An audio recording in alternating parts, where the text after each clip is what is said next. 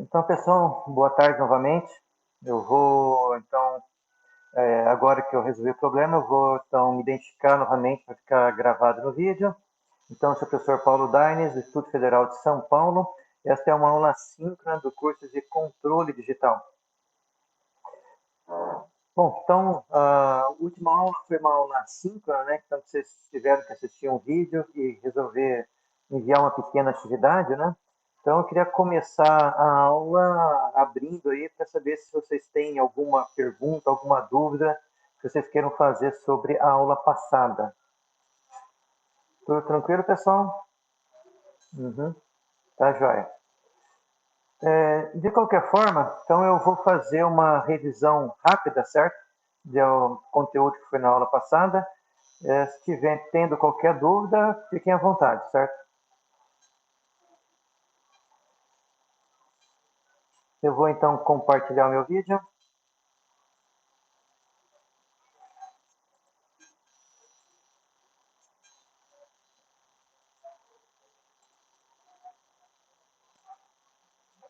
Tudo certo com o compartilhamento?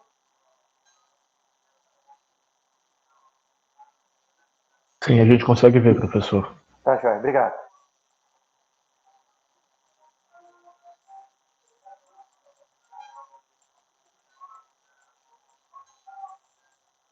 Então, vamos lá para...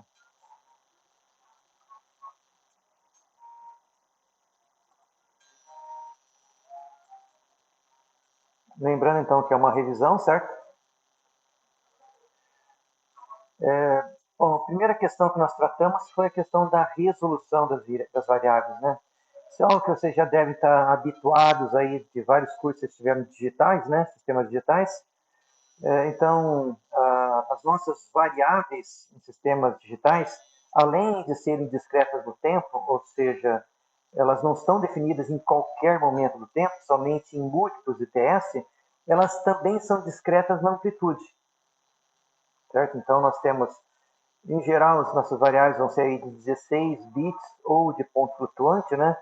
E, então, variáveis de ponto flutuante, elas praticamente têm uma resolução tão boa quanto o número real, certo? Agora, os conversores digitais analógicos e também, se nós trabalharmos com variáveis de 8 bits, esse efeito de quantização pode começar a ser relevante. Apesar dele não ser tratado na nossa teoria, certo? Na nossa teoria, os números, eles são números reais. O tempo é que não é definido em qualquer momento, mas a amplitude das nossas variáveis, elas são reais. Na verdade, quando nós vamos trabalhar com processamento digital, na verdade elas não são. Como exemplo aqui, né, pegando um exemplo bem radical, né, para ficar bem claro, né, vamos pegar, por exemplo, um conversor de 4 bits. Não existe, né, um conversor de 4 bits, mas só para deixar isso bem claro, né, e vamos com esse conversor de 4 bits converter um sinal que vai de 0 até 15 volts. Então, com 4 bits, nós temos uma variável que varia de 0 até 15 em decimal, né? Ou seja, 16 níveis. Porém, em cada um desses níveis, eu vou ter, então, amplitude de 1 volt. Então, para cada bit que eu adiciono aqui no meu conversor, equivale a 1 volt no meu sinal de entrada. Ou seja, se eu precisar representar um sinal de 7,5 volts, ou eu vou representar o número 7 ou 8, certo? Depois, quando eu quiser reconstruir esse sinal, eu nunca vou conseguir colocar o mesmo valor que eu tinha na entrada. Porque quando eu for fazer o processo inverso, essa informação do meio volt se perdeu, ou eu vou colocar 7 ou 5 ou 8 volts na saída. Então, esse é um detalhe que a gente tem que ficar atento aí, certo? Eu vou pular o exercício. Então, um dos focos dessa aula número 1, nós estudamos principalmente o conversor analógico digital. E nessa aula nós queremos estudar um pouco melhor o conversor digital analógico. Existem basicamente dois tipos de conversores, modulação por amplitude e modulação por largura de pulso. A representação gráfica aí do nosso conversor digital analógico, ela é, então, eu tenho o meu sinal, que é um sinal discreto, eu multiplico ele novamente por meu trem de pulsos e tenho o sinal discretizado. Esse sinal discreto, eu vou fazer a convolução no tempo com o zero ordem Roth. Existem vários tipos de função de transferência, mas o mais usado é o zero ordem Roth. Na saída, eu vou ter, então, meu sinal reconstruído. Então, aqui na entrada eu tinha um sinal digital, aqui na saída eu vou ter de novo um sinal contínuo. Bom, a função de transferência do zero ordem Roth, ele é 1 entre 0 e o período de amostragem, e 0 se o sinal for menor que 0, ou maior se o tempo for maior que o período de amostragem, certo? Então, entre 0 e o período de amostragem ele é 1, fora desse intervalo de tempo ele é 0. Então, é uma onda quadrada aqui, né?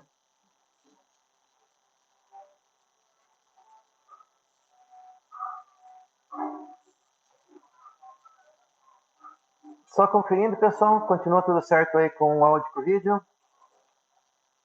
Nada travou? Então tá jóia, vamos continuando lá então.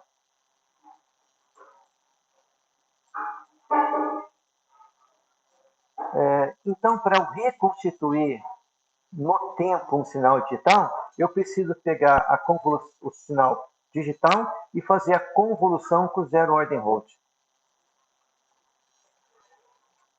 Bom, graficamente, o que vai acontecer quando eu fizer essa convolução, né? Basicamente, eu vou pegar o valor digital e vou estender o seu valor até eu ter uma nova informação. Quando chega essa nova informação, eu mudo de nível e continuo segurando esse nível até uma nova informação. E assim, passo por passo, certo? O resultado vai ser uma onda quadrada, né? Cheia de degraus aí, né? Que tentam acompanhar aí o sinal digital. Então, a saída que eu tenho do meu conversor digital analógico não parece bem o sinal contínuo, né? Porque eu tenho esses vários degraus, né? Mas estamos tentando aí, então reconstruir um sinal analógico.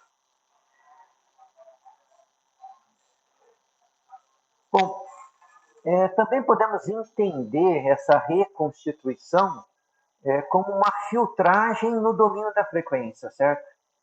Então, se eu pegar, lembrando que a convolução no domínio do tempo, se eu aplico aqui a minha transformada de Fourier, ela vai virar um produto no domínio da frequência.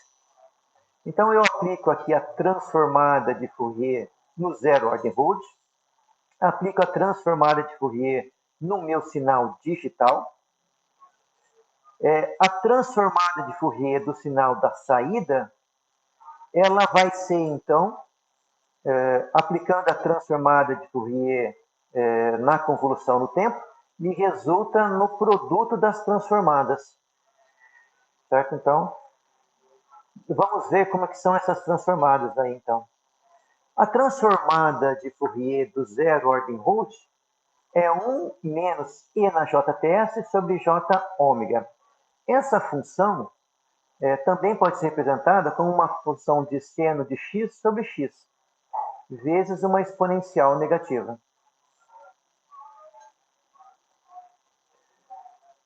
Então, fazendo o produto aí da transformada de Fourier do zero ordem Roth com a transformada de Fourier do meu sinal digital, nós vamos ter então meu sinal na saída do conversor no domínio da frequência. Bom, nós vimos que quando eu tenho um sinal contínuo e eu amostro esse sinal contínuo, eu gero réplicas do meu sinal contínuo sempre em torno de múltiplos da frequência de amostragem, certo? Bom, então, o meu sinal original era essa onda triangular, no domínio da frequência. Quando eu digitalizei esse sinal, eu criei essas réplicas. Agora, se eu quero obter de volta o meu sinal analógico, eu preciso, então, aplicar o conversor digital analógico e a transformada de Fourier do zero ordem Rode é essa função que representa a função seno de x sobre x. Então, isso aqui é um seno que vai diminuindo sua amplitude. E o produto desses dois sinais é simplesmente multiplicar um pelo outro.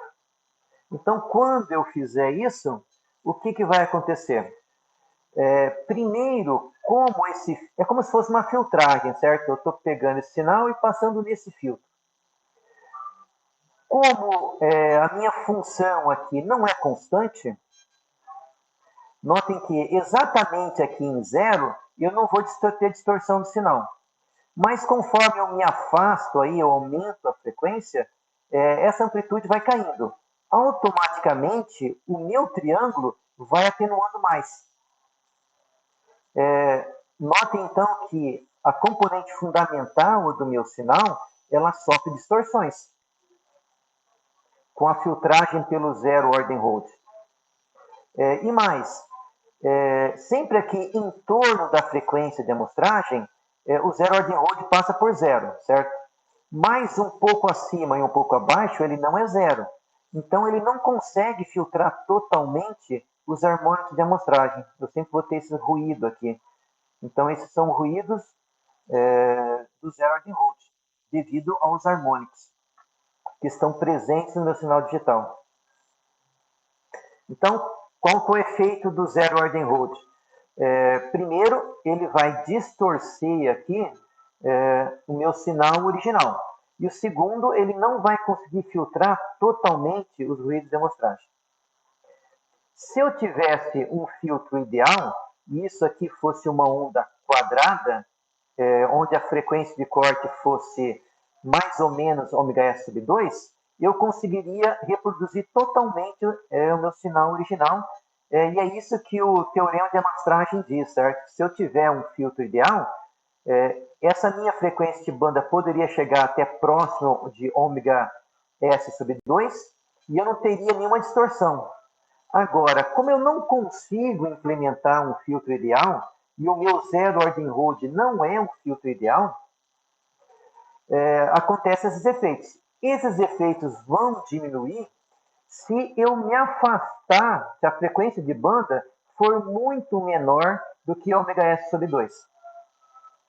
Ou seja, se eu ficar mais nessa região, se a minha frequência de banda ficar nessa região central, eu vou distorcer pouco o sinal. E se ela ficar nessa região central, o meu ruído de amostragem também vai ficar muito próximo do múltiplo de amostragem, ou seja, eu também vou conseguir filtrar melhor os múltiplos aí do meu ruído.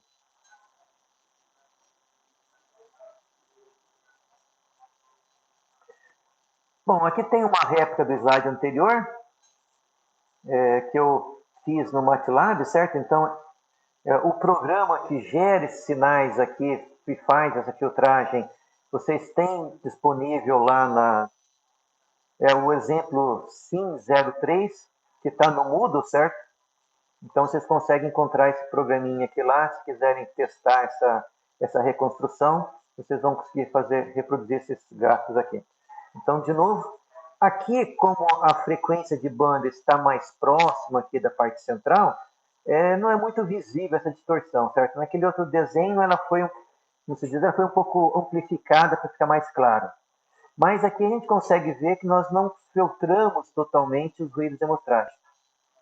Porque em torno aqui dos meus múltiplos, a frequência não é totalmente zero aqui do meu zero ordem Rode.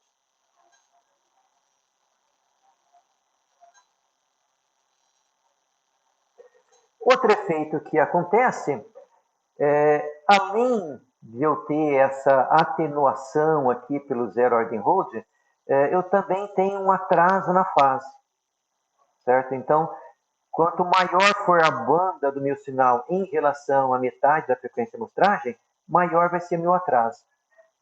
Certo? Então, de novo, se a minha frequência de banda estiver mais próxima da região central do meu filtro, eu vou ter um atraso menor.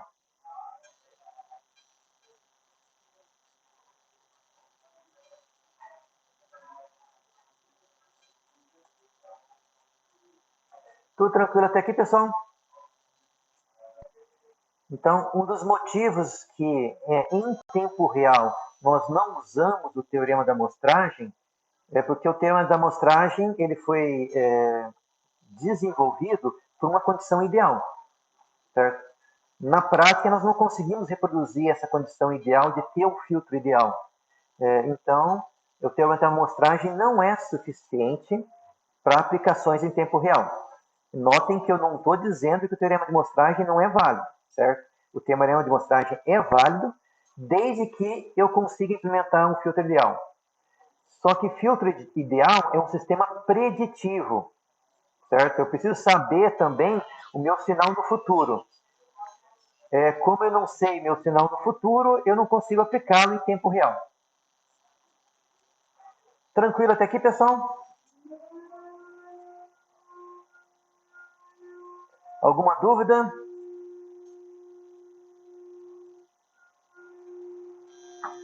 Compartilhamento continua ok? Jóia, então vamos continuar, temos bastante coisa para ver hoje. Bom, um segundo tipo de conversor digital analógico é o conhecido aí por PWM, que é, em português, modulação por largura de pulso.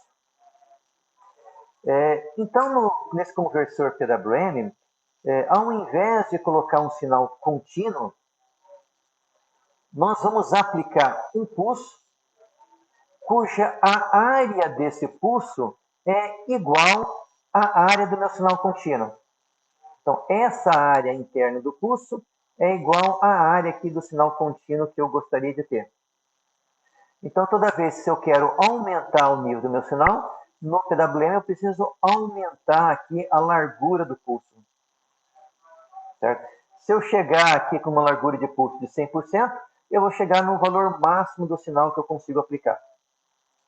Se eu for diminuir, basta então eu reduzir a largura do pulso.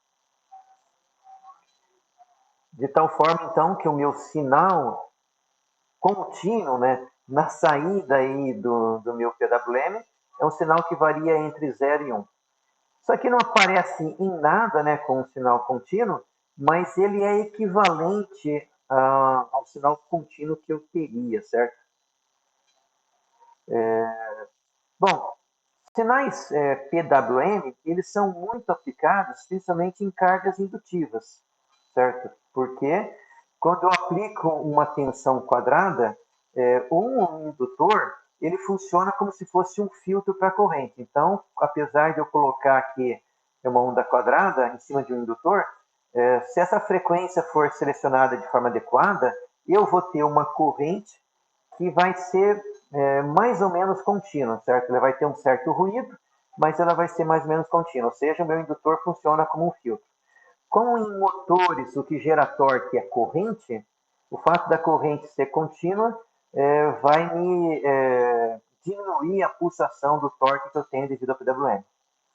Certo? Eu não poderia aplicar esse PWM diretamente em cima de um capacitor, certo? Capacitor você não pode variar a tensão integral, né? Em cima de circuito RC eu posso, mas em cima de um capacitor puro não. Em um circuito RL não tem problema nenhum.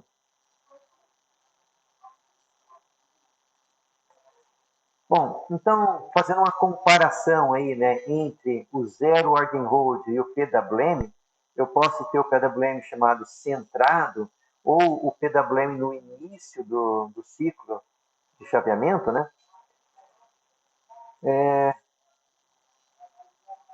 Então, se eu quero aplicar, então, um sinal de 25% da minha tensão máxima, eu tenho que pegar, então, o tempo de condução, onde minha chave vai ficar no máximo, né, minha saída vai ficar no máximo, e esse tempo tem que ser 25% do período de chaveamento. Em geral, esse período de chaveamento é fixo, porque o nosso período de amostragem é fixo. Então, a razão entre o período em que minha chave está em on e o período de chaveamento ou de amostragem tem que ser o mesmo valor do meu sinal analógico que eu estou tentando representar. Então, se ele é 25%, eu tenho que aplicar um período de condução, ou duty cycle, isso aqui também é conhecido como duty cycle, de 25%. Se eu aumento isso para 75%, eu tenho que também aumentar a largura do pulso para 75%.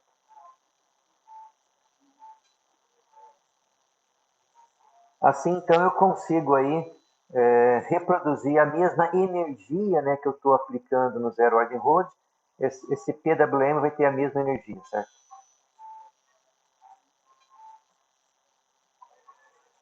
Bom, o diagrama de Bode aí do Zero Ordem Road, comparado então com o PWM centrado ou com o PWM inicial, quando o duty cycle é igual a 1, eles são iguais, certo? Então, o Zero Ordem Road e o PWM com duty cycle igual a 1, ou seja, 100%, ele tem a mesma forma do diagrama de Bode. Porém, quando eu diminuo o duty cycle, o meu Zero Ordem Road, eu só diminuo a amplitude, certo? O formato dele não varia. Já o PWM, ele começa a variar aqui. Notem que a minha filtragem diminui, certo? Porque o meu ponto de zero já não está mais no múltiplo do PWM, no múltiplo da frequência de amostragem. Então, ele não vai filtrar tão bem os ruídos. Sempre que eu vou diminuindo o duty cycle, essa frequência no qual eu faço a filtragem vai avançando. Bom, quando eu olho um sinal PWM e um sinal que eu tenho na saída do Zero Ordem Road, é visível que no PWM tem mais ruído, né? Ele fica variando entre 0 e 1, então é visível que o meu sinal PWM tem realmente mais ruído. Então esse efeito vai acontecendo aí conforme eu vou diminuindo o duty cycle, em comparação com o Zero Ordem Road. Esse efeito acontece tanto no módulo quanto na fase, certo?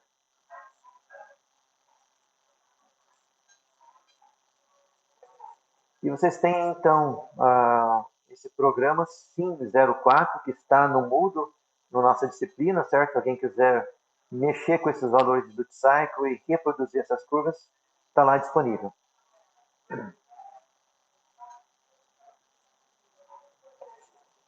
Então, comparação aí de modulação, né, por amplitude com PWM. Então, sistemas de processamento de sinais, como o som, por exemplo, vão sempre usar aí modulação por amplitude, porque eu quero ter quero filtrar meu sinal o máximo possível e não ter ruído no sistema de som, certo? Ninguém quer ouvir uma música, né, e ter ruído nessa música, né? Já em sistemas de potência, em geral se usa PWM, principalmente em cargas indutivas. Por quê? Porque é mais barato, certo? Fazer conversores de potência que utilizam chaves que ligam e desligam é muito mais barato do que fazer, por exemplo, um amplificador de potência de um sinal de som. Para a mesma potência, um conversor com PWM vai ser muito mais barato e mais eficiente do ponto de vista energético. Então, exemplo aí, né, são fontes de tensão, conversores AC, DC, DC, DC, DC, AC, ou seja, conversores que nós temos aí nos computadores, qualquer fonte de computador, certo? Vai ter um conversor AC-DC. Outro exemplo são os inversores de frequência, que a gente usa aí para acionar motor. Também vão ser conversores com chaves PWM, operando aí no módulo de liga e desliga, né?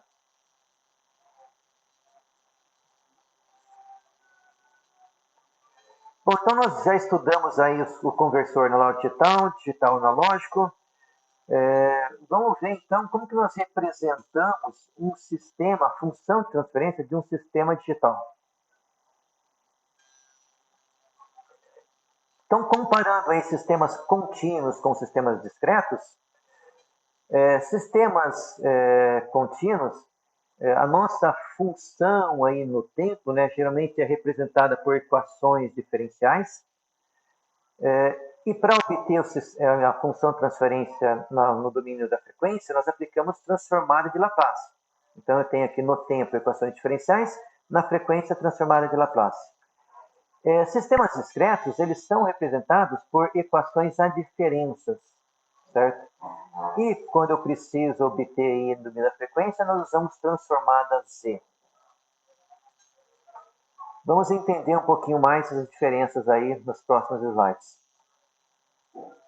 Então, aqui um exemplo, né, de uma equação diferencial que representa aí um sistema, né?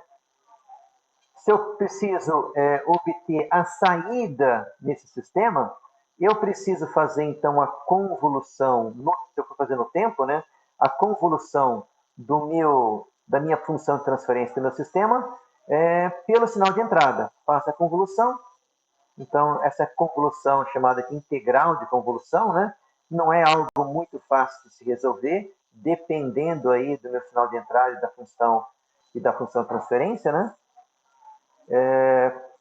Para resolver isso aqui, o que nós costumamos fazer e que vocês aprenderam a fazer, né? É mais fácil resolver isso no domínio da frequência. Então, nós aplicamos a transformada de Laplace no meu sistema, né? Aplico transformada de Laplace no sinal de entrada, faço convolução no tempo, ele se transforma em produto na frequência, faço produto dos dois sinais, obtenho a minha saída no domínio da frequência. Em geral, vocês aplicavam ali frações parciais, para depois aplicar a transformada de Laplace inversa e obter meu sinal de domínio do tempo. Isso funciona muito bem, né? Vocês trabalharam bastante com isso aqui. Uma coisa que a gente tem que ter em mente é que quando nós chegamos nesse sinal da saída, nós obtemos o sinal da saída para uma dada entrada. Se eu mudar o sinal de entrada, eu tenho que repetir todo o processo. Então, essa é a desvantagem, certo? Quando eu calculo a minha saída aplicando aí o domínio da frequência, eu estou encontrando uma saída para uma dada entrada. Bom, para obter a equação a diferenças do meu sistema contínuo, eu preciso discretizá-la, certo? Então, o meu sistema contínuo, ele não é definido em qualquer tempo, certo? Ele só é definido em múltiplos da frequência de amostragem. Então, se aqui eu estou num instante k igual a 1, isso aqui só está definido em TS, em TS vezes 1, TS vezes 2 e assim por diante, certo?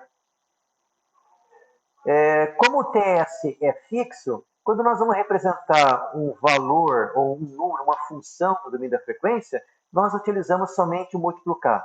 Está implícito esse TS aqui dentro, certo? Para não ficar repetindo TS várias vezes, né, nós suprimimos o TS porque sabemos que ele está sempre multiplicando ali.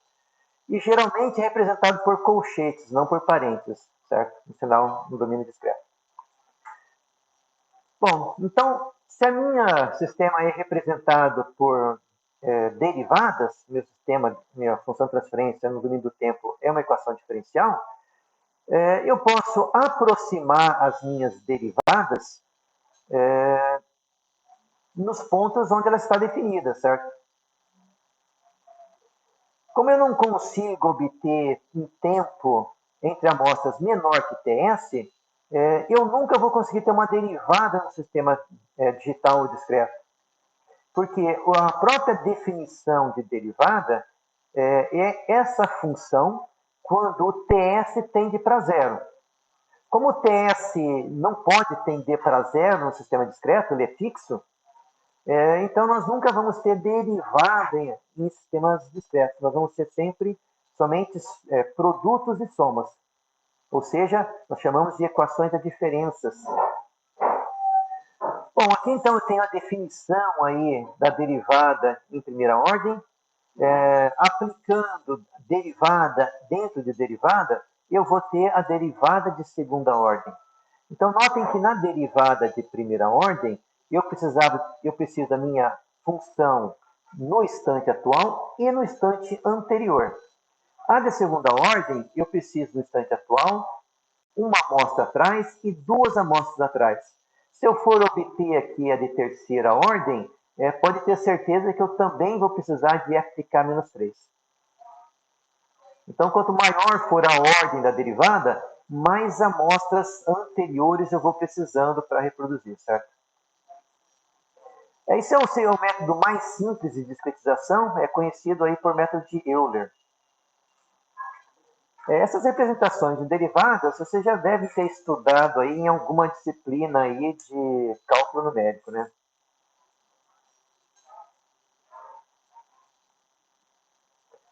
Bom, então, a minha função, minha equação diferencial de um sistema contínuo, quando eu aplicar, quando eu discretizar essa função, eu vou obter, então, uma equação a diferenças no tempo discreto.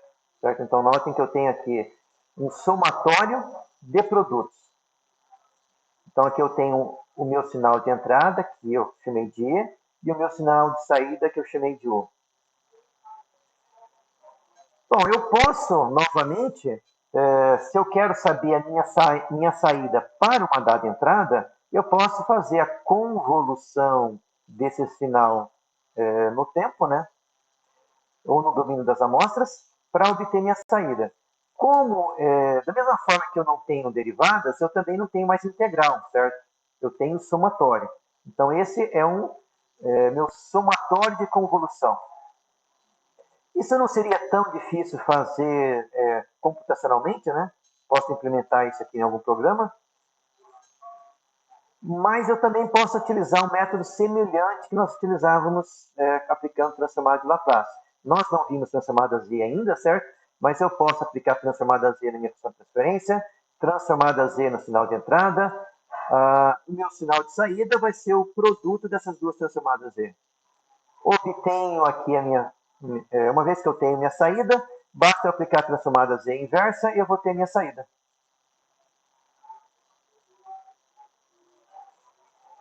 Bom, nós temos um exemplo aí, certo? Eu vou um pouco mais rápido, porque essa é só uma revisão, né? O que eu queria...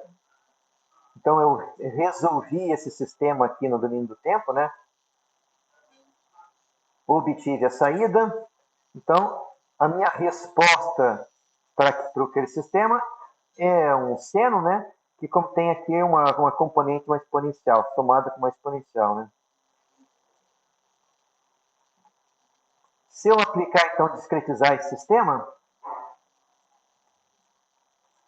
vou chegar numa dada equação a diferenças. Então, a primeira coisa que eu queria chamar a atenção com esse exemplo é que toda vez que eu discretizo uma função de transferência, os coeficientes do meu sistema discreto, eles mudam, certo? Então, toda vez que eu aplico uma função, uma frequência de amostragem diferente, os coeficientes da minha equação a diferença, eles mudam, certo? Então, da mesma forma que quando... vocês lembram que quando eu discretizava um sinal contínuo, eu tinha um retorno, e quando eu queria fazer o caminho inverso, eu tinha infinitas soluções.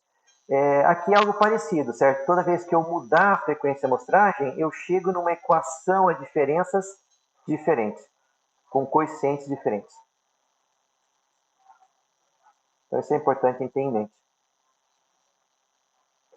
Isso é uma das razões que eu não... Porque se eu faço o projeto do meu sistema com uma frequência, quando eu for aplicar essa função, ela tem que estar exatamente na frequência de projeto. Se eu aplicar numa frequência diferente, eu vou chegar a resultados não desejados.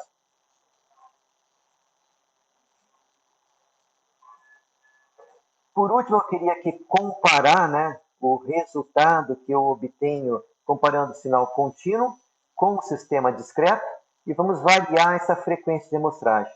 Então, esse sinal tem aproximadamente 1 Hz.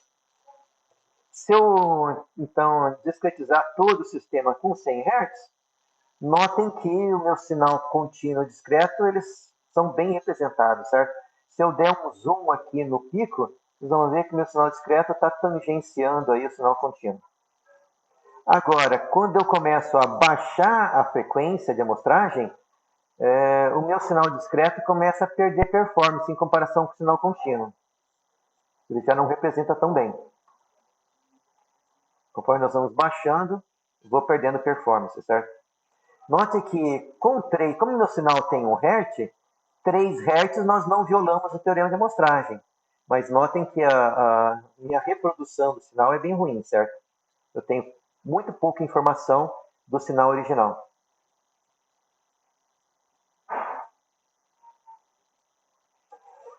Tranquilo, pessoal? Então, aqui foi uma revisão meio rápida da última aula, certo? Agora sim, nós vamos entrar na nossa aula de hoje. Dúvidas aí, pessoal? Curiosidades?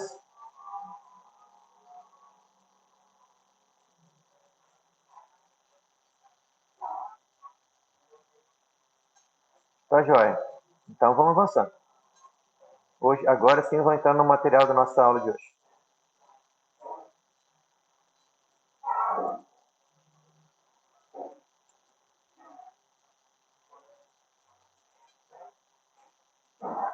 Bom, nós vamos então conversar sobre algumas considerações práticas desse processo, certo? Bom, a primeira é que nós comentamos, né? Um sinal digital, ele é, além de ser descontínuo no tempo, ele também é descontínuo na amplitude, certo? E essa descontinuidade na amplitude não está prevista em toda essa teoria que nós estamos vendo de transformada a Z. Nós vamos ver, na verdade, né? O tempo de conversão e também o tempo de execução da minha rotina de controle. Então, minha rotina de controle, vocês viram que vai ter uma série de somas e produtos, né? Uma equação a diferenças. Tanto o tempo de conversão quanto o tempo de cálculo, eles precisam ser muito menores do que o período de amostragem. Na nossa teoria, tudo acontece instantaneamente em TS. Na prática, no processador, eu tenho um tempo para fazer isso, um certo atraso, que também, a princípio, não está previsto aí em toda a nossa teoria. Eu posso ter dois tipos de controle, certo? Eu posso ter um chamado controle passo atual, onde a minha saída atual depende de uma entrada também atual. Ou eu também posso ter um projeto chamado controle passo à frente, onde no instante atual eu estou calculando, na verdade, minha próxima saída. Quando eu entrar no ciclo K mais 1, eu já tenho esse valor. Aí eu vou precisar calcular a próxima saída, certo? Então, de certa forma, eu insiro um atraso que ele é controlado de exatamente uma amostra.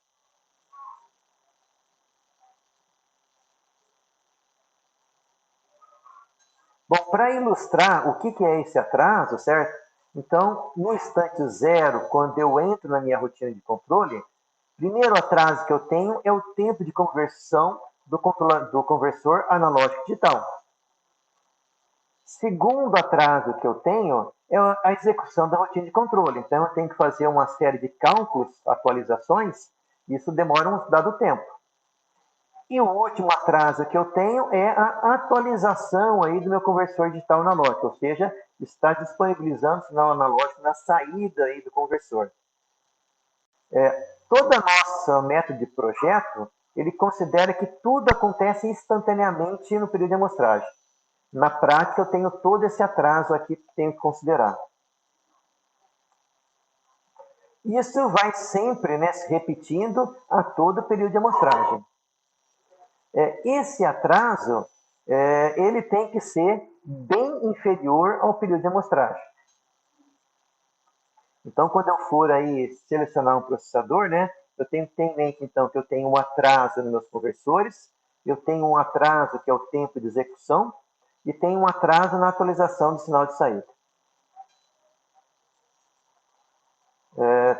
Todo esse tempo, ele tem que ser bem inferior ao período de amostragem. Agora, se eu conseguir projetar o meu controlador para ser um controle passo à frente, ou seja, quando eu entro no meu período de amostragem, eu já tenho a minha saída. Então, tudo que eu tenho que fazer é disparar o conversor analógico digital e o conversor digital analógico. Aí, eu já atualizei a saída, eu preciso calcular a minha próxima saída. Então, todo esse atraso do tempo de execução, ele é irrelevante. Porque sempre que eu entro aqui, eu já tenho a saída. Então, eu só tenho que disparar os conversores. Terminei de disparar os conversores, eu vou fazer o cálculo da minha próxima saída. Então, o chamado controle passo à frente, né, ele, de certa forma, reduz esse efeito aí de atraso que eu tenho na minha rotina de controle. Ou seja, esse tempo do cálculo, ele não precisa ser tão menor que o período de amostragem quando eu estou trabalhando num controle passo à frente.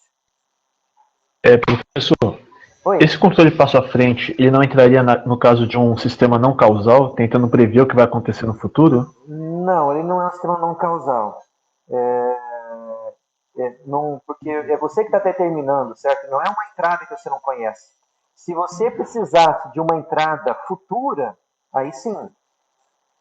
Mas isso é algo que você está impondo no sistema, então não é uma previsão. Ah, certo, obrigado. Previsão são entradas que eu não conheço ainda, certo? Eu estou adivinhando qual entrada vai chegar. Isso seria uma previsão. Mas Certo, entendi. tem um certo método para eu poder projetar o controle passo à frente, certo? A gente vai dar uma olhada mais para frente. Bom, aproveitando aí, pessoal, continua tudo certo aí, então com o compartilhamento? Como teve perguntas aí, acho que então tá tudo certo, né? Não travou o computador, tá jóia. Vamos seguir em frente, então.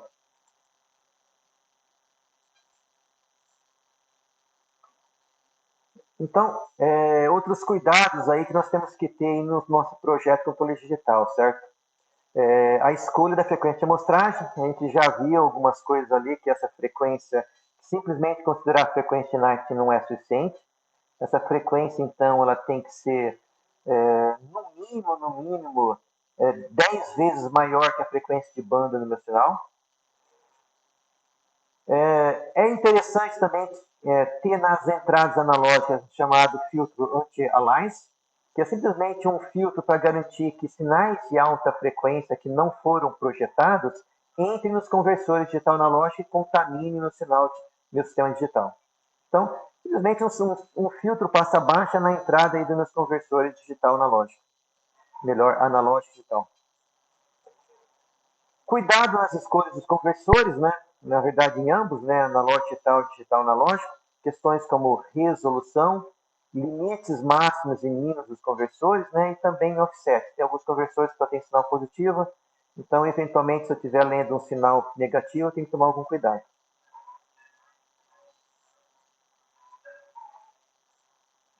Bom, vamos ver então por que eu não posso aplicar transformada de Laplace em sinais amostrados. Se a gente aplicou em sinal contínuo, por que não dá para aplicar em sinal amostrado?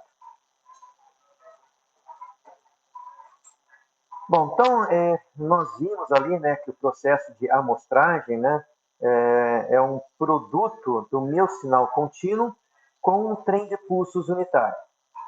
Então, quando eu faço isso aí, eu obtenho então o meu sinal discreto. Vimos que a transformada de Laplace do pulso unitário na origem é 1. A transformada de Laplace do meu pulso unitário deslocado, estou aplicando aqui o teorema de deslocamento de Laplace, ele é igual a 1 vezes uma exponencial e na KTSS. Certo? Então, aqui está o deslocamento e aqui a exponencial complexa. Isso aqui vem do teorema, certo, de deslocamento que nós temos na transformada de Laplace. O teorema de deslocamento de um sinal. Então, quando eu aplico aí essa transformada de Laplace nesse trem de pulsos, eu consigo aí chegar que essa transformada de Laplace é 1 sobre E menos E na ST. A transformada de Laplace de um sinal no tempo vai depender do sinal, né? Mas eu vou chegar numa dada função no domínio da frequência. Quando eu faço esse produto, eu vou um pouquinho mais rápido aqui, certo? Quando eu faço esse produto vezes a minha função, eu vou chegar então na minha função no instante zero. mais um somatório aí, certo? Onde estão os meus múltiplos do meu sinal. Ou seja, aqui está o meu sinal original. É semelhante ao que nós fizemos aplicando transformada de Fourier, que nós tínhamos o sinal original e tínhamos aqui os múltiplos, os harmônicos, né, em torno da frequência de amostragem. É algo similar, por isso eu fui mais rápido aqui, certo? Então aqui eu tenho o sinal original, aqui eu tenho os harmônicos de amostragem. Então esse é o meu sinal discretizado. Então, quando eu discretizei um sinal, vocês lembram que apareceram então os múltiplos da frequência de amostragem. Quando eu discretizo um sistema, eu tenho os polos do meu sistema contínuo. Esses polos do sistema contínuo aparecem réplicas dos polos sempre também em torno da minha frequência de amostragem. Então, de forma similar, quando eu apliquei Laplace, quando eu aplico transformada de Laplace em sistemas, também aparecem réplicas dos sistemas sempre em torno da frequência de amostragem. Se eu tivesse mais polos aqui, certo? Apareceriam mais réplicas desses polos também aqui, no meu sinal discretizado no domínio da frequência. Isso graficamente, certo? O que eu acho mais fácil visualizar é realmente no domínio da frequência, quando eu tento, então, reproduzir esse sinal.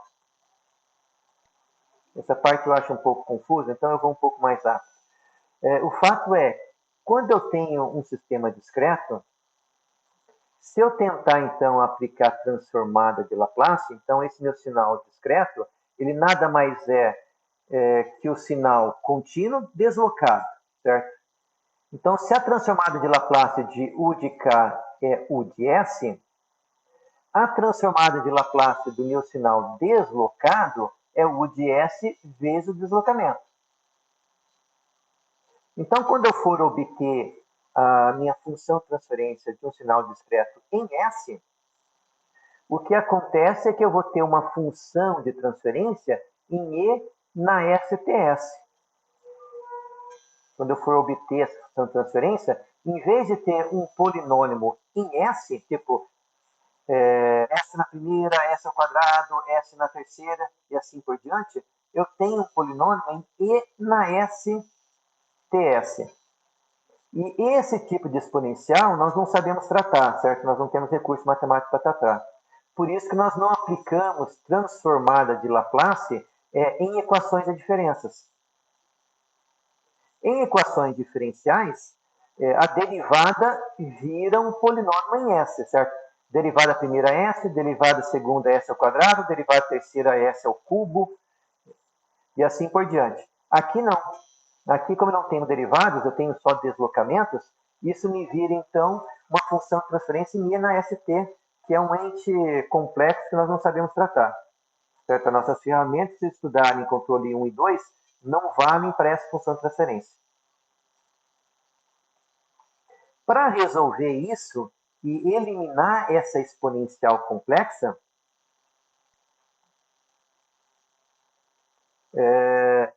então, revendo aqui, certo?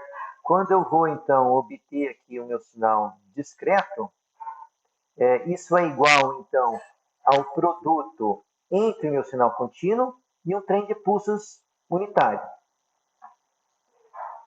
Esse trem de pulsos unitário é um somatório, né, de k de menos infinito até mais infinito. Então, eu posso aplicar esse f aqui, multiplicar esse trem de pulsos, e posso jogar ele para dentro da função.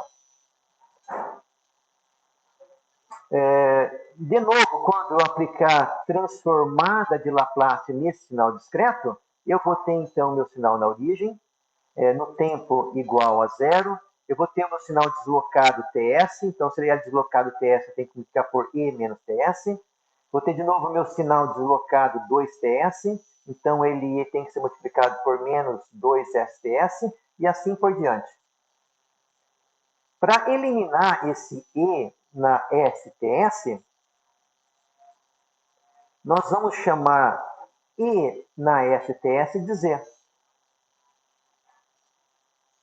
Então, aquela definição onde eu apliquei transformada de Laplace numa função discretizada, agora para eliminar esse E na STS, eu chamo isso aqui de Z. Automaticamente, o meu somatório ele passa a ser em função de Z na menos K. Ou seja, ele vai ser um polinômio em Z. Quando eu fiz isso, substituí esse E na STS por Z, eu também eliminei aqui, eu transformei a minha transformada de Laplace no sinal discreto na transformada Z. Então, essa aqui é a definição formal de transformada Z. Certo? Eu tentei aplicar a transformada de Laplace num sinal discretizado. Apareceu esse E na KSTS, que a gente não sabe tratar matematicamente. Eu substituí isso aqui por uma nova variável que eu chamei de Z. Automaticamente, agora eu tenho um polinômio em Z. Somente para comparar a definição, né, de transformada de Laplace com transformada Z, você notem que a definição é bem parecida, certo? Só que para obter a transformada de Laplace, isso aqui é uma integral. Para obter a transformada Z, é um somatório.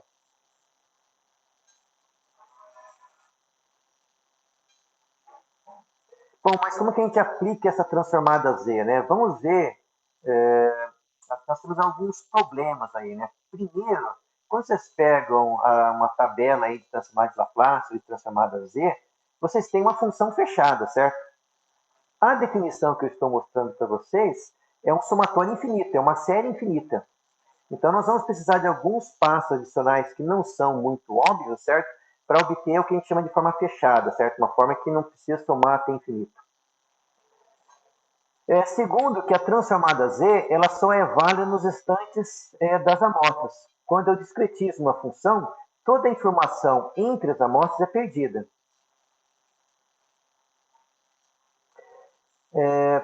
Para que eu possa fazer depois a transformada Z inversa, eu preciso saber qual foi o valor do TS, certo? Então, esse valor de TS ele tem que ser guardado. Se eu não guardar esse valor, essa informação é perdida. Bom, uma outra coisa que a gente precisa ter em mente é que quando eu pego o meu sinal discreto e faço o TS tender para um valor pequeno, a minha função discreta ela não tende para a função contínua. Da mesma forma que quando o TS tende para zero, a minha transformada Z não tende para a transformada de Laplace. Então, essa aqui é outra coisa que nós temos que ter em mente, certo?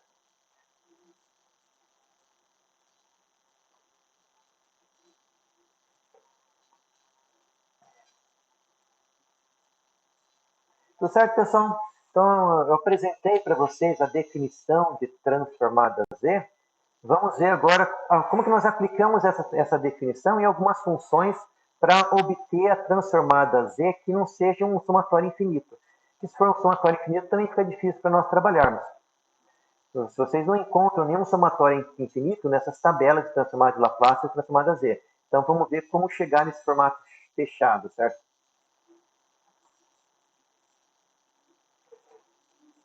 Tudo certo aí com o áudio de vídeo, pessoal?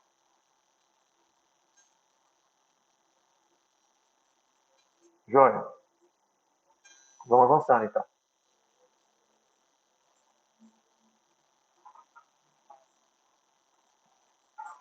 Bom, vamos aplicar, então, a nossa transformada Z na função impulso unitário na origem. Então, aqui eu tenho a função. Essa função é 1 se k igual a zero e ela é 0 se k diferente de zero. Certo? Então, a gente aplica a transformada Z sempre em funções discretas, né? Bom, então a definição de transformada Z é o somatório de k variando de zero até infinito da minha função KTS vezes Z na menos K. Então, vou abrir esse somatório, certo? Ele tem que ir de zero até infinito.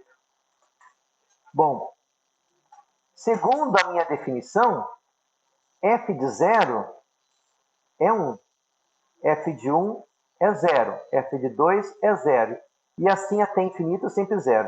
Então, essa primeira função fica muito simples. a transformada z do meu impulso unitário no tempo, ela é igual a 1. No domínio aí de z, certo? Essa foi tranquila. Vamos pegar uma função um pouquinho mais complicada, mas não tanto, né?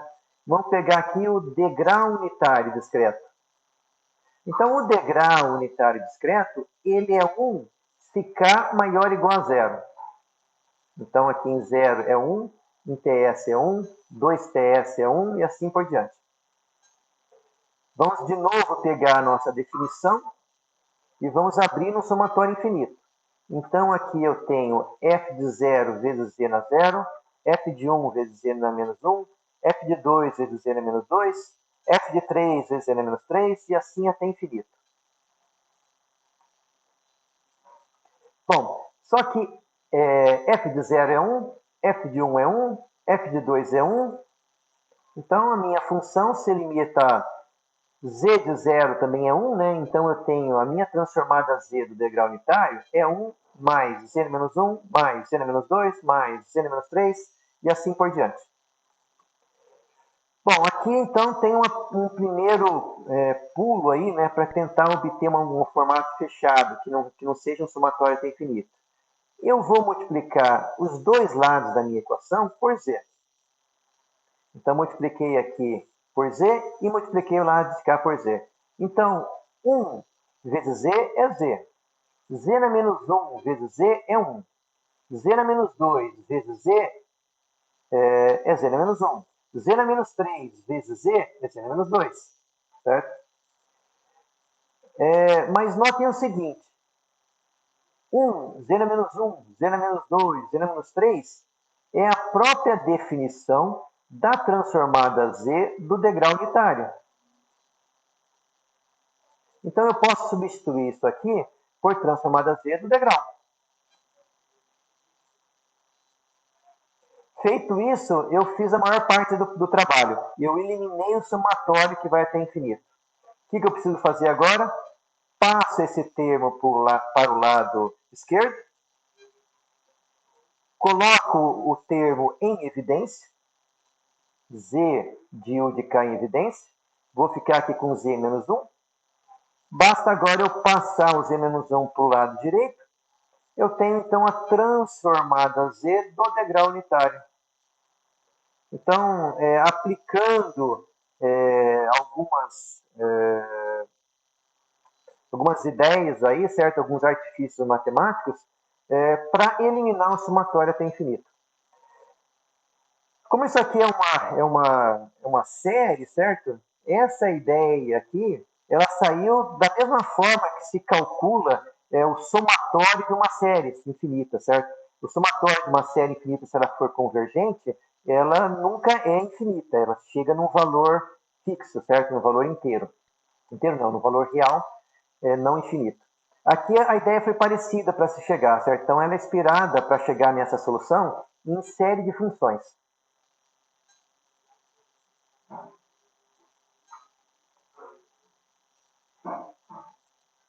Certo, pessoal? Alguma pergunta, alguma curiosidade?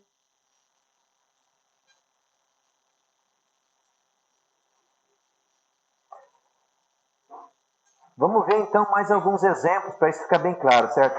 Sempre que nós vamos pegando agora funções um pouco mais complexas, a dificuldade de obter vai aumentando, certo? Nós vamos ter que usar mais artifícios matemáticos para poder chegar numa função fechada. A maior parte deles não é muito óbvia, certo? Depois que é feito, parece óbvio, mas para pensar a primeira vez, quem resolveu isso pela primeira vez, realmente estava bem iluminado, né? Vamos ver mais alguns exemplos, então. Vamos sempre aumentando aí o grau de dificuldade, né? Vamos então aplicar a transformada Z na rampa unitária. Então, a definição da rampa unitária é TS vezes K, se K maior ou igual a zero, e zero se K menor que zero. Então, aqui em zero é zero, em TS o valor é TS, em 2TS o valor é 2TS, e no tempo de 3TS o valor é 3TS. Então, uma rampa unitária, né? com inclinação unitária. Aplicando, então, a transformada Z, eu tenho aqui f de 0, z na 0, f de 1, z na menos 1, f de 2, z na menos 2, ou seja, somente abrir aqui o somatório, né? Agora, f de 0 é 0. F de 1 é TS. F de 2 é 2TS. F de 3 é 3TS. Então, eu posso colocar aqui o TS em evidência e vou ter aqui o meu somatório infinito. De novo, eu vou multiplicar o lado direito e esquerdo por S. Então, quando eu multipliquei aqui por S, o Z na menos 1 vezes Z é 1. 2Z na menos 2 vezes Z é 2Z menos 1. 3Z na menos 3 vezes Z é 3Z menos 2. E assim por diante. Certo? Agora é um passo que também não é muito óbvio, certo? O termo que está multiplicando Z na menos 1, ou seja, 2Z na menos 1, eu vou abrir ele em Z na menos 1 mais Z na menos 1, certo? Isso aqui dá Z na menos 2. 2Z na menos 1, quer dizer. O 3Z na menos 2, eu vou separar ele em Z na menos 2 mais 2Z na menos 2. Certo? Isso aqui resulta em 3Z na menos 2. O termo 4Z na menos 3, eu de novo vou tirar aqui um termo, Z na menos 3 mais 3Z na menos 3. Isso aqui resulta em 4Z na menos 3. E agora eu vou reorganizar esses números, certo? Então, tudo está multiplicando TS, né? Aqui eu tenho o 1, eu tenho esse primeiro termo Z na menos 1, esse segundo termo Z na menos 2, esse terceiro termo Z na menos 3, mais vai até o infinito, e eu tenho aqui de novo TS, que multiplica Z na menos 1, esse segundo termo, 2Z na menos 2, esse termo, 3Z na menos 3, e assim por diante. Então, eu abri cada um dos termos, sempre tirei um Z para fora, né? E reorganizei o modo como está escrita a minha equação. Mas não alterei nada até agora, né? Se você olhar esse somatório, nós já resolvemos ele. Ele é o degrau unitário. Esse segundo somatório, ele é a própria definição da transformada Z da rampa. É esse próprio termo aqui. Então, o que eu tenho que fazer? Substituir esses dois termos que eu identifiquei. Então, isso aqui é igual a Z transformada Z da rampa. Esse TS estava do lado de fora, então ele é TS vezes Z sobre Z menos 1, que é a transformada Z do degrau unitário, mais transformada Z da rampa. Então, o que eu preciso fazer? Pego esse termo, passo para o lado esquerdo, coloco o mesmo termo em evidência, vou ficar com transformada Z da rampa, que multiplica Z menos 1, e agora resta eu passar esse termo para o lado direito. Então, a transformada Z da rampa, TS sobre Z menos 1 ao quadrado.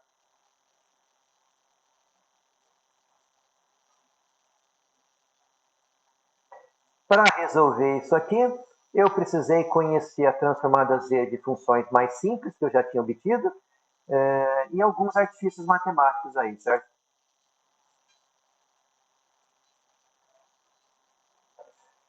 Bom, um último exemplo, transformada Z de uma função parabólica, certo? Então, eu tenho aqui uma função k ao quadrado, se k maior ou igual a zero, e zero se k menor que zero, certo? Uma função aí parabólica. Bom, eu já posto o seguinte para vocês. Para resolver isso aqui, eu vou precisar conhecer a transformada Z do degrau unitário, a transformada Z da rampa e fazer mais alguns artifícios matemáticos. Então, de novo, abrindo aí o meu somatório infinito, f de 0, z na 0, f de 1, z na 1, e assim por diante, eu tenho 1, esse primeiro termo é 0. Esse termo é 1. Esse termo, então, esse termo é 1. Esse termo é 2 ao quadrado, que é 4. O próximo termo é 3 ao quadrado, que é 9. O próximo, 4 ao quadrado, que é 16. E assim por diante. Vamos fazendo o mesmo passo anterior. Vou multiplicar os dois lados por z. Então, esse termo virou 1. 4z menos 1. 9z menos 2. 16z menos 3. Então, cada termo baixou aqui um expoente, né? Vamos fazer algo semelhante ao que nós fizemos no anterior, certo? Então, eu vou pegar esse 4z na 1 e vou abrir em 3 termos. Z menos 1, mais 2z menos 1, mais z menos 1. Então, notem que essa soma desses 3 termos continua sendo isso aqui. Vou fazer o mesmo para o z menos 2. Então, isso aqui é z menos 1, 2 vezes 2 na z menos 2, 4z menos 2. Então, esse continua sendo esse termo. O z menos 3. Z menos 3, 2 vezes 3z menos 3, mais 9z menos 3.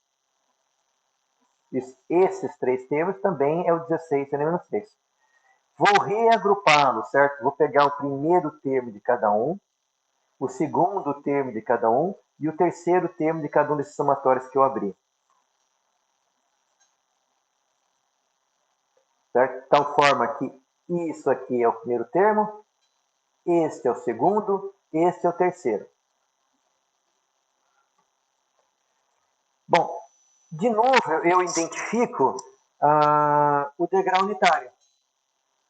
1 mais n menos 1 mais n menos 2 mais n menos 3 é o degrau unitário. Aqui eu identifico 2 vezes a rampa. E esse último é a função de transferência da parábola. Se eu voltar aqui nesse primeiro, antes de eu trabalhar, fazer qualquer modificação, isso aqui, ó, z menos 1, 4z menos 2, 9z menos 3, é a própria definição da transformada z da minha parábola. Bom, substituo o degrau unitário, 2 vezes a rampa dividido por TS, porque notem que não aparece TS aqui, mais a função de transferência da minha função parabólica ou quadrática, né? Substituo, então, o degrau unitário, z sobre z menos 1, a rampa, dividida por TS, né? Então dá 2z sobre z menos 1 ao quadrado, mais a função de transferência da minha função quadrática. Então, vou passar esse termo para o lado esquerdo, colocá-lo em evidência. Basta, então, agora eu passar isso aqui dividindo para o outro lado. Passando isso dividindo e também retrabalhando um pouquinho mais essa função, tirando o mínimo muito comum aí, eu vou chegar então que a função de transferência aí da minha função quadrática ou parabólica é z, que multiplica z mais 1 sobre z menos 1 à terceira.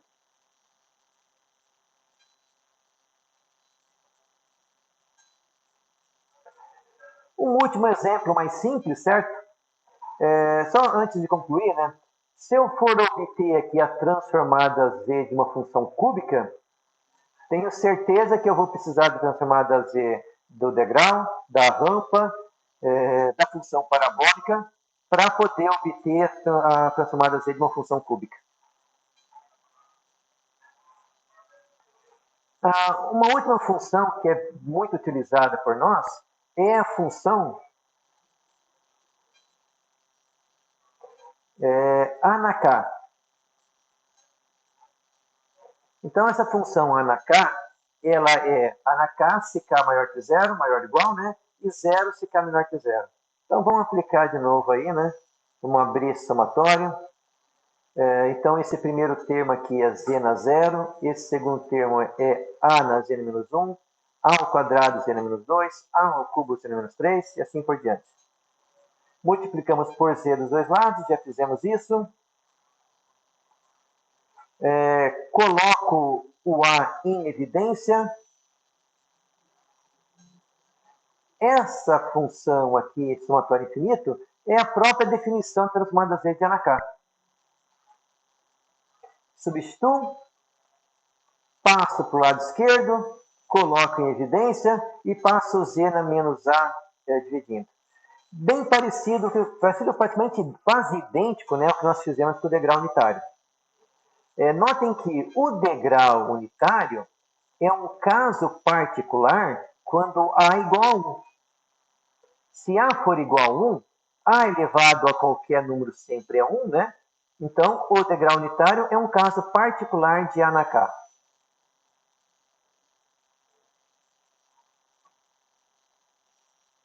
Aqui, então, uma tabela aí, né? Comparando aí, então, sinal contínuo, transformada de Laplace, domínio da amostra, transformada a Z. Certo? Então, vocês veem aí que o degrau, ou melhor, o impulso unitário é 1, o impulso unitário também é 1. Degrau transformado de Laplace 1 sobre S, degrau transformado a Z sobre Z menos 1. Certo? Uma diferença aqui entre a transformada de Laplace e a transformada Z.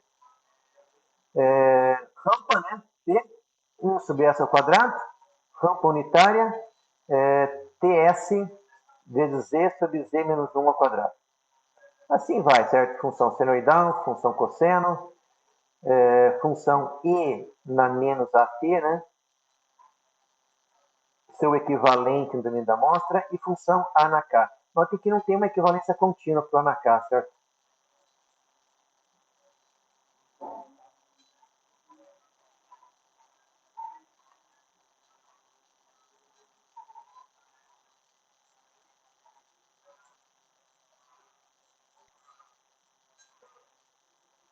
Tudo tranquilo, pessoal?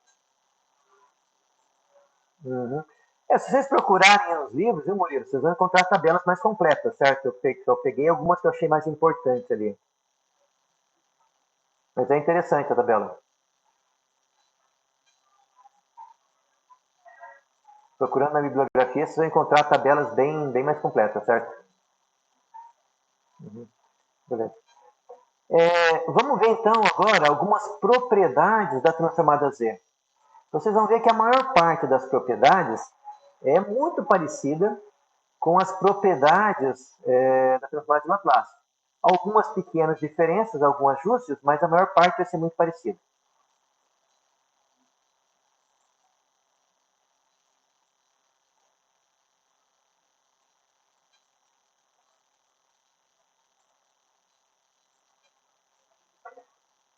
Então, primeira propriedade, né, nós vamos pegar duas funções, função f de k e função g na k.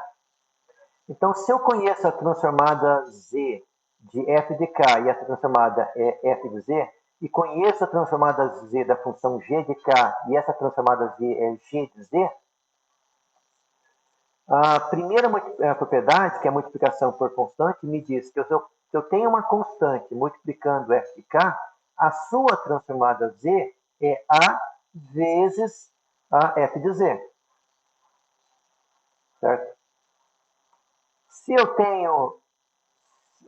conheço a transformada z dessas duas funções, a soma ou subtração dessa transformada é a soma ou subtração das transformadas. Certo? Então, se eu for pegar a transformada de f de k mais g de k, a transformada desse produto é f de z mais g de z. Se for a diferença, seria f de z menos g de z. Então, essa é a propriedade de multiplicação por constante, adição e subtração. Ambas são idênticas à de Laplace, certo? Laplace também tem essas duas propriedades. E essas duas propriedades juntas nos dizem que a transformada z é uma transformação linear. Assim como a transformada de Laplace também é uma transformação linear.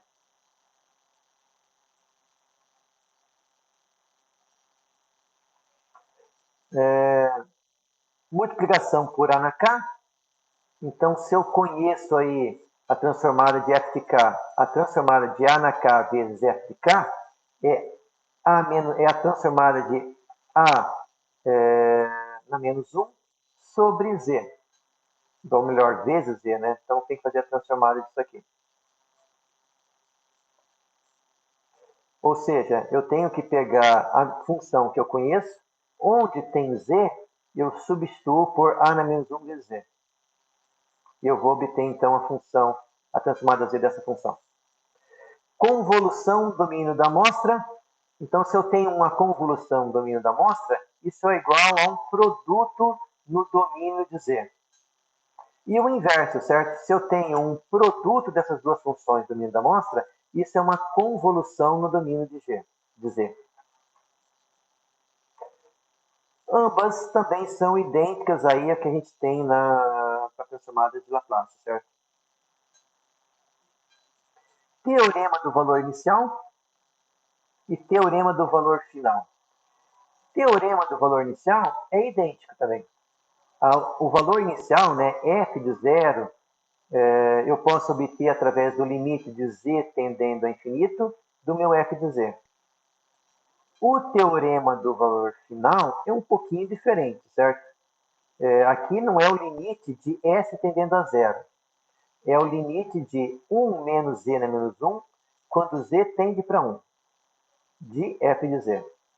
É parecido, mas não é idêntico, né? Bom, se eu retrabalho esse termo um pouquinho mais, isso aqui é igual a z menos 1 sobre z, certo? Ou seja, isso aqui é um zero em 1. Sempre quando eu for, então, aplicar o teorema do valor final, eu tenho que ver se a minha função de transferência não tem um polo em 1 que corte com esse zero em 1. Certo? Para simplificá-lo, senão eu posso acabar me enganando, certo? Eu posso pegar isso aqui tende para zero, mas eu também tenho um polo em 1 que podia ser cortado, e às vezes ele não tende para zero, certo? Então, tomem cuidado quando for aplicar o teorema do valor final, verificar se eu não tenho na minha função um polo em 1. Porque esse polo em 1 pode ser cortado com esse zero em 1.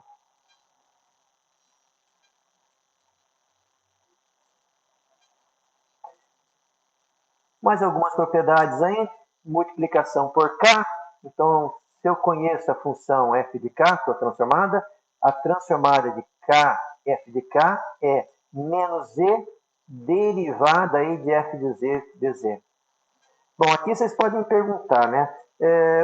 Professor, se você não disse aí que que minhas funções discretas não têm derivada, a função no domínio da amostra, ela é uma função descontínua, certo? Ela não é uma função contínua. Mas a transformada z é uma função contínua em z.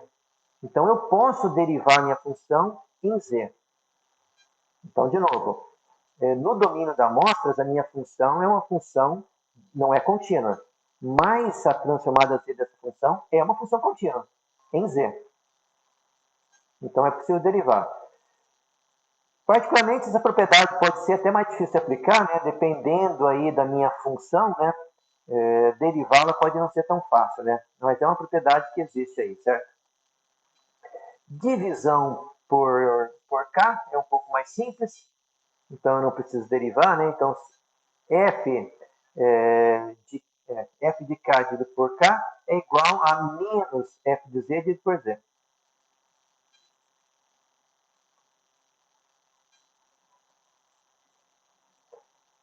A propriedade que eu considero mais importante aí é o deslocamento para a direita, certo? Então, nós vamos ver aí nas próximas aulas que esse deslocamento para a direita é muito utilizado.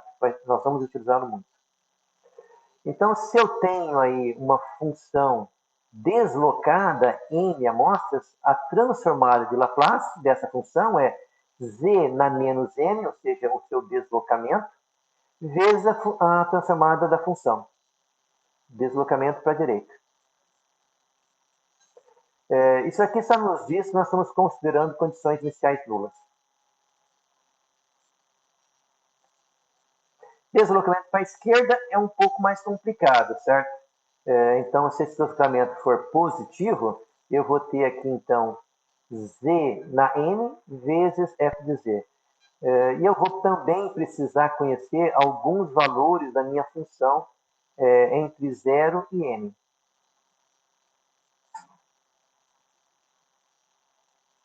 Então, vai ter um termo somado aqui, né, que nós vamos precisar conhecer. Essa não é tão empregada, certo? Mas o deslocamento para a direita, vocês vão ver que é bem empregado.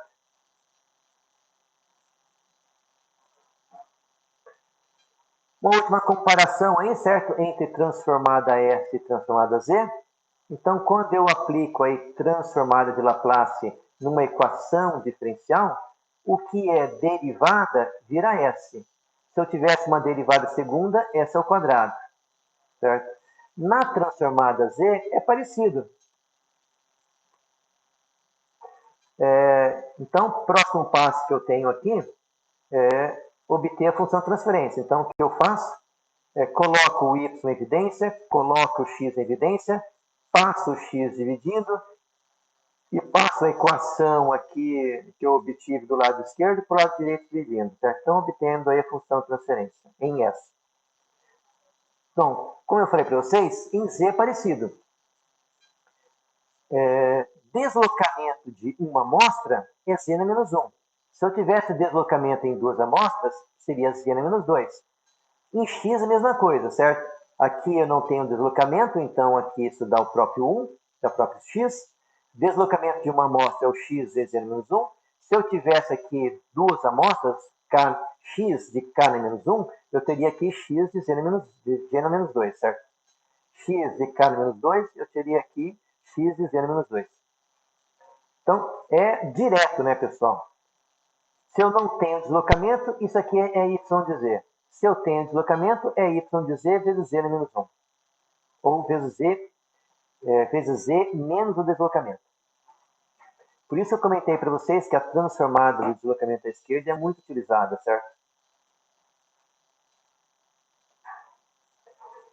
Mesma coisa, coloco y em evidência, coloco x em evidência, passo o x dividindo, passo a equação do lado de cá, o polinômio do lado esquerdo dividindo do lado direito, vou obter então minha função transferência em z. Notem que é muito útil ter essa função de transferência sempre em expoentes negativos. Não acontece aqui em S, certo? Nós não costumamos trabalhar com coeficientes negativos em S, mas em Z é muito comum.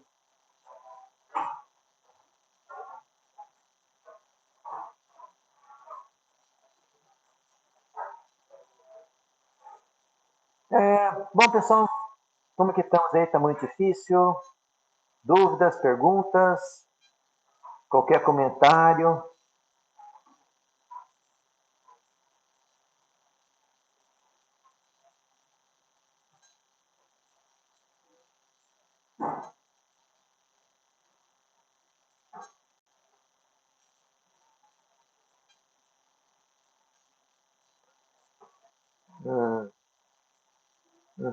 Tem que vocês começar a praticar um pouco. Nós temos uma lista de exercícios, certo? Para quem quiser praticar.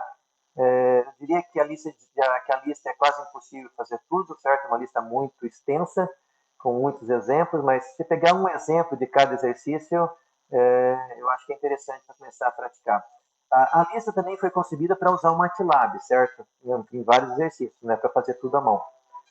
Então, recomendo aí que vocês deem uma olhada nesse exercício, não é para ser entregue, né? É mais para vocês terem aí, praticar um pouco e tirar um pouco esse negócio, não deixar tão abstrato, né? Deixa eu só abrir o Moodle aqui. Vamos dar uma olhada, ali na nossa disciplina. Meu computador não foi muito lento.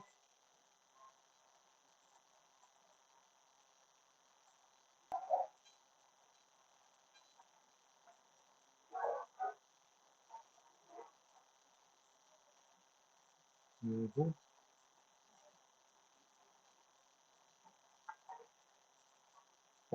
Então, hoje foi aula, nós abrangemos aí a aula 3. Eu queria ter dado aula 4, mas não foi possível.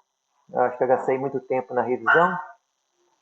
Então, eu vou ter que refazer isso aqui. Aula 4, semana que vem, vai ser síncrona. Vamos ver o que mais nós temos aqui. Acho que é transformada Z, porque é transformada Z. Ok. Como nós não vimos aqui a aula 4, essa atividade vai ficar postergada, certo? Então, eu vou mudar a data dessa atividade. Vai ficar então para a semana que vem.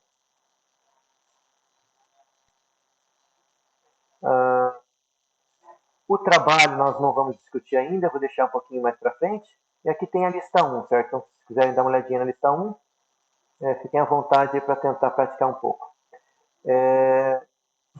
Arquivos de simulação que eu utilizei, né? Então, tem alguns que eu utilizei na nossa aula. Então, aqui nós vou estar colocando, então, nossa aula síncrona de hoje, certo? E mais para baixo, as aulas dos semestres anteriores.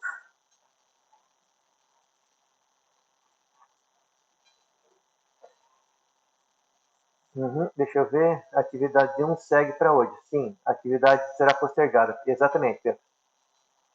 Eu esperava também ter dado o conteúdo da aula 4 hoje. Acabei gastando muito tempo na revisão, então não foi possível. Vou ter que dar um jeito de recuperar esse horário aí. Bom, pessoal, se vocês não tiverem nenhuma pergunta, nenhuma dúvida, vou estar então encerrando a nossa aula de hoje. Queria agradecer a presença de todos. O quórum aí foi bem alto na aula, 22 alunos, né? Nós nos vemos então de novo semana que vem. Certo, obrigado pela aula, professor. Por nada, eu que agradeço, pessoal.